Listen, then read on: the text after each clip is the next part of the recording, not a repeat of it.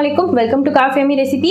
இன்னைக்கு நம்ம சேனல்ல பார்க்க போறது ஒரு சூப்பரான மீன் குழம்பு எப்படி வைக்கிறதுன்னு நான் உங்களுக்கு காமிக்க போறேன். இன்னும் நம்ம சேனல்ல வந்து ஒரு ப்ராப்பரான மீன் குழம்பு போடலன்னு சொல்லி நிறைய பேர் கேட்டுட்டே இருந்தீங்க. மீன் தலையை வச்சு குழம்பு பண்ணி காமிச்சிருக்கேன், பட் மீன் குழம்பு போடல.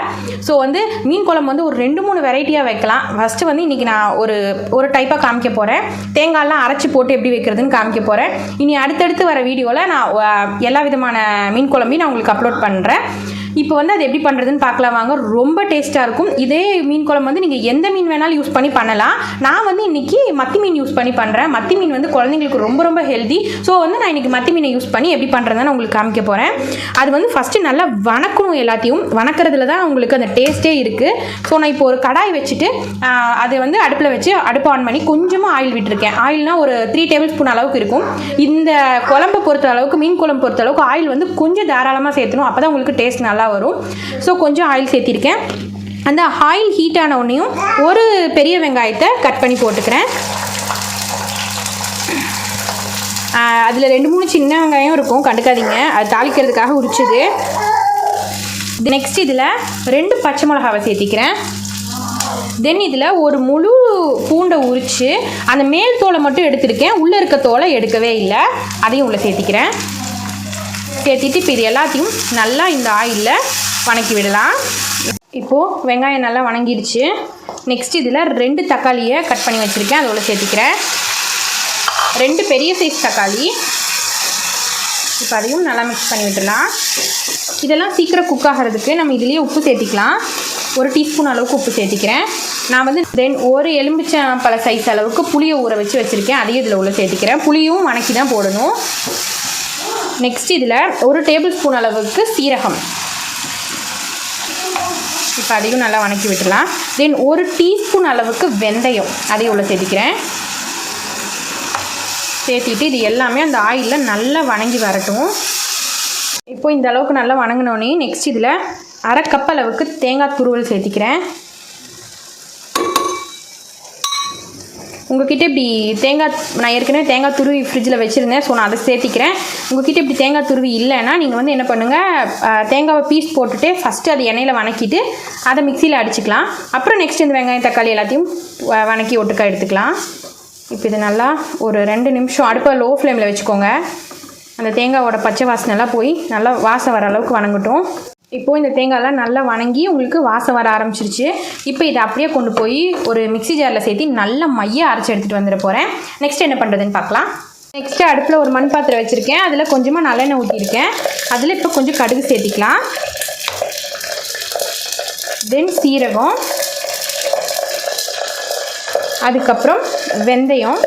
வெந்தயம் வந்து எச்சா சேர்த்திடாதீங்க, நம்ம அரைக்கிறதுக்கும் சேர்த்திருக்கோம் இல்லையா. ஸோ ஜஸ்ட் இவ்வளோ தான் வெந்தயம் சேர்த்துறேன். சேர்த்திட்டு இதெல்லாம் நல்லா பொரியட்டும். நான் நல்லெண்ணெய் தான் சேர்த்திருக்கேன், நல்லெண்ணெயில் சேர்த்து செய்யும் போது தான் நல்லாயிருக்கும்.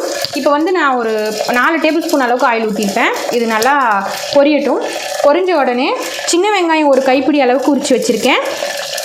பூண்டு கொஞ்சம் உரித்து இந்த மாதிரி கட் பண்ணி வச்சுருக்கேன். கருவேப்பிலை சேர்த்துறேன் இதில். ஓகேவா? இப்போ இதெல்லாம் நல்லா வணங்கட்டும். பூண்டு பாருங்கள், இந்த மாதிரி கட் பண்ணி போட்டிருக்கேன். நான் நல்லா பெரிய சைஸ் பூண்டுன்றங்காட்டி இந்த மாதிரி கட் பண்ணி போட்டிருக்கேன். நீங்கள் வந்து முழுசாக கூட சேர்த்திக்கலாம்.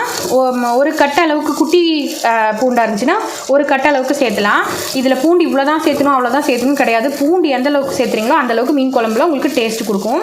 So no problem. இப்போ இது நல்லா வணங்கட்டும். சாரிங்க, ரெக்கார்ட் பண்ணுறதா நினச்சி நான் ஆஃப் பண்ணிட்டேன். அந்த வீடியோ மட்டும் ஸ்கிப் ஆயிடுச்சு. இப்போ நான் இதில் என்ன மசாலா தூள் சேர்த்திருக்கேன்னா, மஞ்சத்தூள் வந்து 1 பிஞ்ச் அளவுக்கு சேர்த்திருக்கேன். தென் காஷ்மீரி மிளகாத்தூள் வந்து 1 டேபிள் ஸ்பூன் அளவுக்கு சேர்த்திருக்கேன். அதுக்கப்புறம் கொத்தமல்லி பவுடர் வந்து 1.5 டேபிள் ஸ்பூன் அளவுக்கு சேர்த்திருக்கேன். தென் வந்து குழம்பு மிளகாத்தூள், ஆச்சி குழம்பு மிளகாத்தூள் கடையில் விற்கிது இல்லையா, அந்த மாதிரி நீங்கள் கடையிலையும் வாங்கி சேர்த்துலாம், வீட்டில் அரைச்சதும் சேர்த்துலாம். நான் வீட்டில் அரைச்சது தான் சேர்த்திருக்கேன், அதுதான் 1.5 டேபிள் ஸ்பூன் அளவுக்கு சேர்த்திருக்கேன். ஓகேவா? இதை போட்டுட்டு 1 நிமிஷம் ஆயிலில் நல்லா வணங்கினோடனே நெக்ஸ்ட்டு நம்ம மிக்சியில் அரைச்சி வச்சுருக்கோம் இல்லையா அந்த மசாலா, அதை உள்ள சேர்த்திடலாம். சேர்த்திட்டு நல்லா மிக்ஸ் பண்ணி விடுங்க.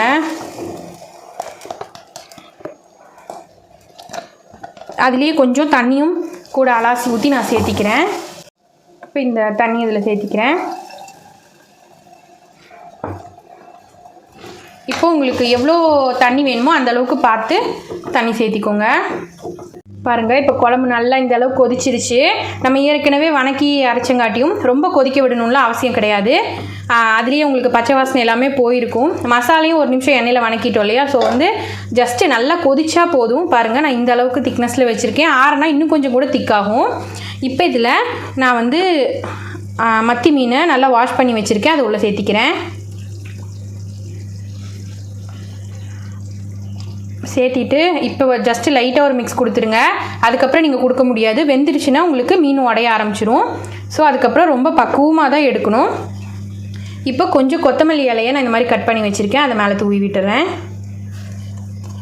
லாஸ்ட்டாக ஒரு சீக்ரெட் இன்க்ரீடியன்ஸ் இருக்குது. ஜஸ்ட்டு 1 டீஸ்பூன் அளவுக்கு நான் வந்து கரும்பு சர்க்கரை சேர்த்திக்கிறேன்.